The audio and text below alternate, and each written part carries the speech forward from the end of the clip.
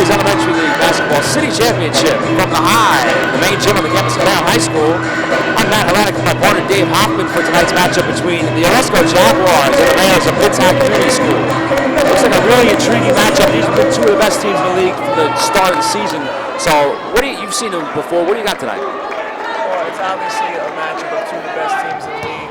We have a very experienced team in Oresko School, which returns the best player in the city, Mulcahy, and they won the championship last year. So I expect them to get out to a quick start just because of the experience factor. Midtown, fresh faces, new coaching, and they're here to play. They're going to compete. Usually you see a 2-3 zone in this league, but they're starting out in a 3-2, trying to put some pressure on the Oresko guards early. We'll set the lineups. Mulcahy with the ball at the top of the key, number 3. Nye Armstrong, number 22. 14 is Shane Paradine on the drive. 15, Anthony Flamey, number 23, Ralph Mason. Pushing the ball from Midtown, number 15, Darius Hillocks. He's the guy that makes their attack go. Number 23 is Demir Lamar. Number 20, David Rodriguez. 34, Cedric Wilson, and 40, Mike Murphy. That's Mulcahy, the top returning player in the city, gets the scoring open with the fast break layup. It's very important for Midtown to stay close early because the crowd is going to overwhelm them if they don't have the experience that Oresko had being in this game a year ago. This gym has a tendency to get loud too. Both programs brought big fan turnout. Looks like a heavy student turnout on both sides.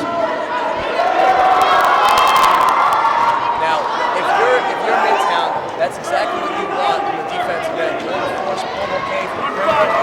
Not because he's strong suits as of right now. He's still developing it as That's an excellent job there by Midtown's.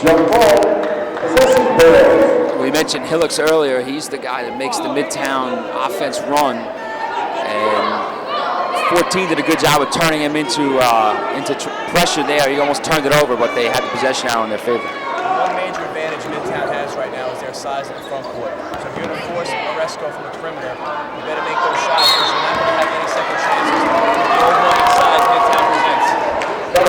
They almost converted with that size. Number 34, Cedric Wilson, couldn't finish and then picked up the over-the-back foul. Good position by Ralph Mason on the interior.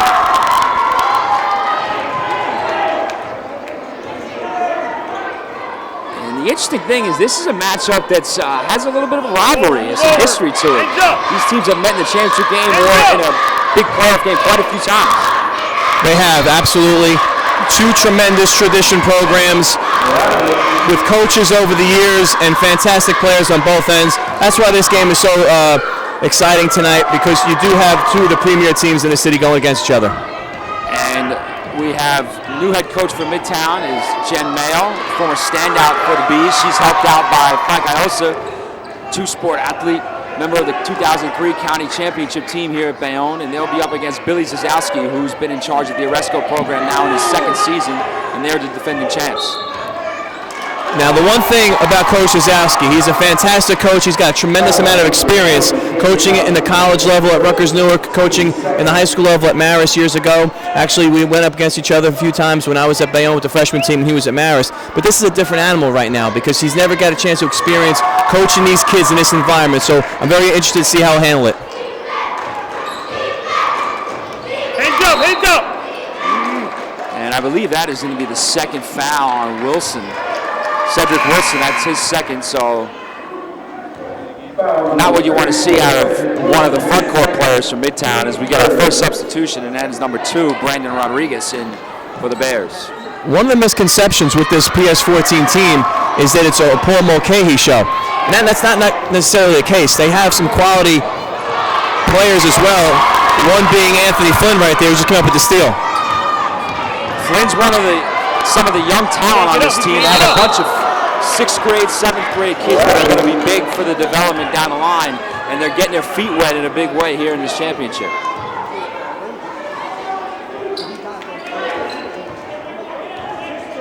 You got 2, Cedric.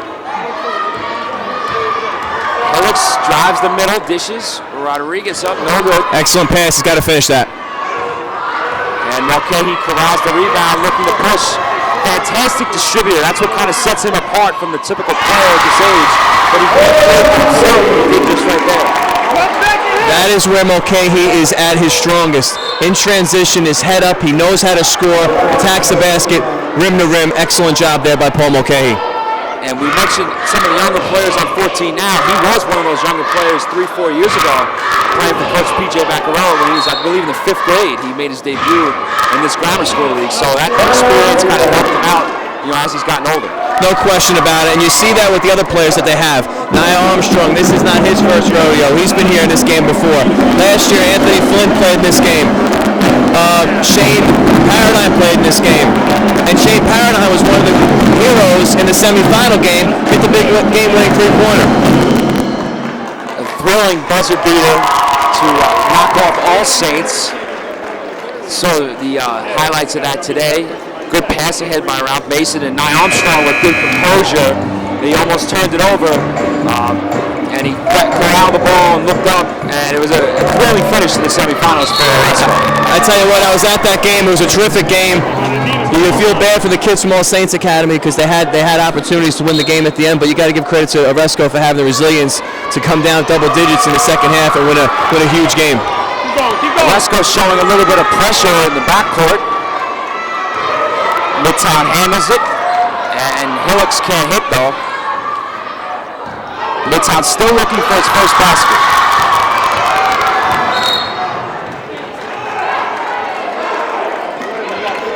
Again, Mulcahy's experience is just taking over, being here, understanding what he needs to do.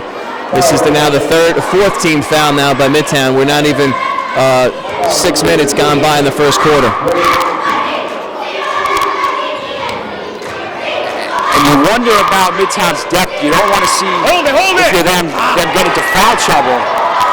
They can't go too deep into the bench as Mulcahy now has all 6 points for the Jaguars. Again, I mentioned inexperience. Midtown not running the baseline after a made basket to give themselves a better chance to create some passing angles and some lanes after that made basket.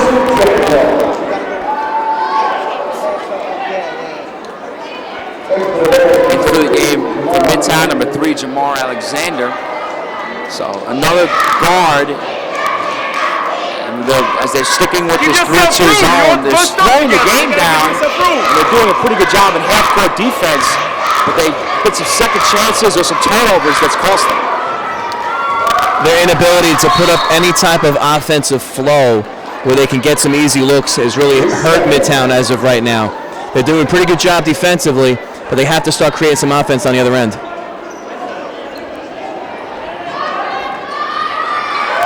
Not a good spot against the press right there in that corner, as Hillocks had nowhere to go. That was a headsy play there by Shane Paradine. He didn't have to force anything there, just stood his ground and forced a play out of bounds.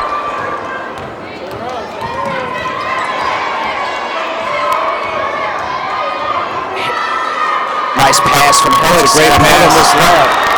It's the second time in a row Darius got in the paint and made something happen, created it. The big guy's got to finish around the rim. So important to have a poised point guard, which both teams have at their disposals. Absolutely true there, Matt. Couldn't agree with you more. The key ingredient, the winning formula, especially at this elementary school level, is you have to have a heady point guard who can create, and you need at least one, if not two bigs inside that can rebound and put back layups underneath the basket.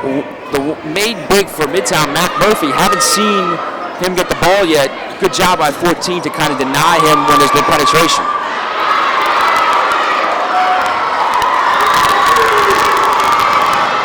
Hands up, Midtown! Armstrong pushes, wild shot and out of bounds. Like we stated before the game, Midtown's strength is their front court. These second chance shots are going to be their all game. They just have to keep their composure and don't get down on themselves, and where this game can go from 6 points to 16 points, because that's how good this Oresko team is, and that's how good Paul Mulcahy is. He can make that happen. Some more backcourt trapping, and they beat it. Now they have some numbers. contested block by Mulcahy as Hillocks penetrated. Mulcahy now on the other end, and I believe he was fouled on the outside. I don't know if it'll be a shooting foul. We'll see. Now, Matt, you know this better than anybody, being around the game as long as you have and watching the game as much as you have as well. The best way to break a press is through passing it, not through dribbling it. They had their big guy flashing in the middle of the court area, and they neglected to give it to him, and he tried to dribble through it, and in essence, he didn't create himself a good opportunity to score. You got to pass out of the traps, so then you're in better position to attack the offensive goal. 26.9 seconds to play in the first quarter. Oresko on top, 6-0. Midtown still looking for its first basket. And just want to point out a fantastic environment we have here tonight. You see both these teams, when you look around the city, both these schools have a lot of school spirit. You always see them involved in the community. And tonight, the fan turnout's been great for both sides. Fans are being loud. Both teams brought cheerleaders. Oresko even brought their band. So it's a loud scene in the Hive tonight. I've coached in 3 of these games, and let me tell you something, Matt. You can never prepare your kids for an environment like this, no matter how much you practice, no matter what you tell them. They walk on the floor and see 500 people in the stands. It's a shock to their system.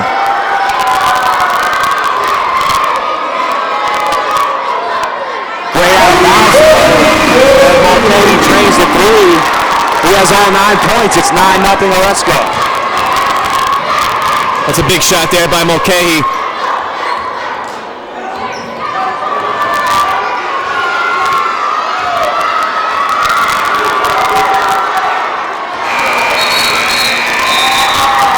That buzzer will end the first quarter. Oresko leads 9-0, defending champs out of the gate strong here in the 2014 City Championship. Let's go back to that previous possession when Mulcahy hit the three.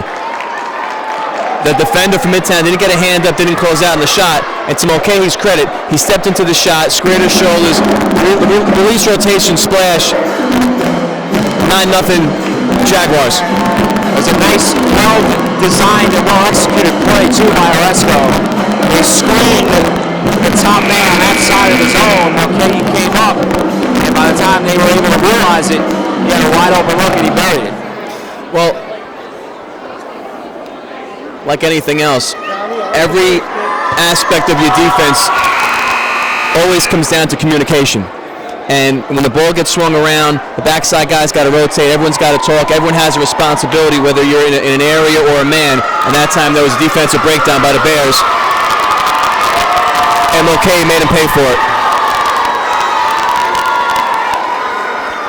See our first subs for the Jaguars into the game, number 2, Josh Roberts. He's on Hillocks as Hillocks gets into the front court and draws the foul on Mulcahy. And he'll have a chance to finally, 4 seconds into the second quarter, put Midtown on the board. That's a smart play by Hillocks there. He knows they're down 9-0. They need a basket somehow. Desperation is starting to kind of creep in a little bit, even though we're still in the second quarter. They haven't had any real good offensive opportunities. Took advantage right there. Was Hillocks one of your younger guys a couple of years ago when you were at Midtown? No, actually, he was in the 5th grade when I was at Midtown, and that year we didn't keep any 5th graders because we had so many kids come out for the team. We only had 6th, 7th, 8th graders, so he missed out by a year. I would have loved to have coached him, though, I can tell you that. He's a terrific player. No good for Armstrong winning out. And the rebound to Cedric Wilson. Roberts applying the pressure on Hillocks. I will say one thing, Oresko is making Hillocks work for the full length of the court. He's been able to get into the teeth of the defense and at least drop a pass off or get a shot up, but they're making him work to get there, and then when he does get there, Mulcahy's usually been there as the last line of defense. Mulcahy not bashful, turn that shot away. Excellent poise there defensively.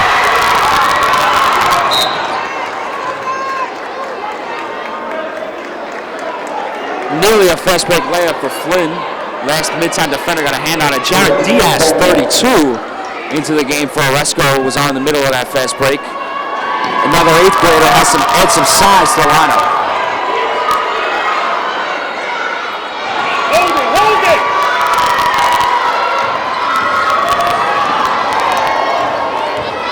defensive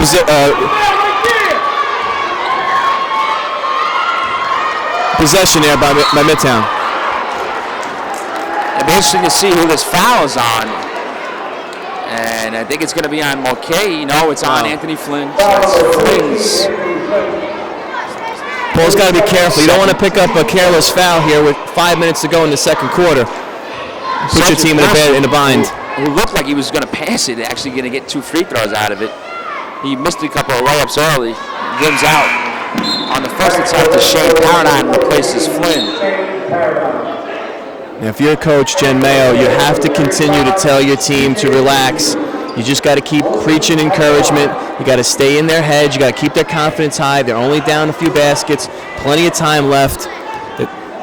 They've settled down and starting to play better, both ends of the floor.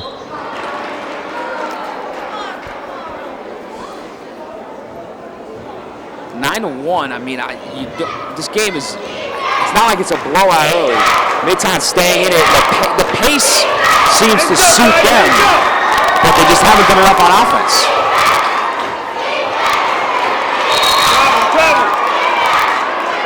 Once again, Midtown's zone defense, their length, they're extending it out, they're forcing outside shots. It's exactly what you want if you're Jen Mayo. You want to force the perimeter. You have the big guys inside that can rebound.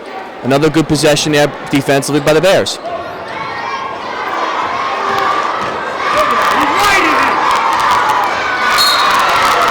Paradine picks up the foul in the backcourt, but as you mentioned, Coach, I think you talked about passing being the most effective way to beat the press. I think they're going to have to try to utilize a second ball handler to beat this pressure, because Hillocks is just, they're wearing him down just by the ball constantly being in his hands. They could send a second or even a third defender out. I couldn't agree more. Absolutely. Someone else has to step up and take some responsibility off Hillocks, because he is definitely going to burn out as this game goes on.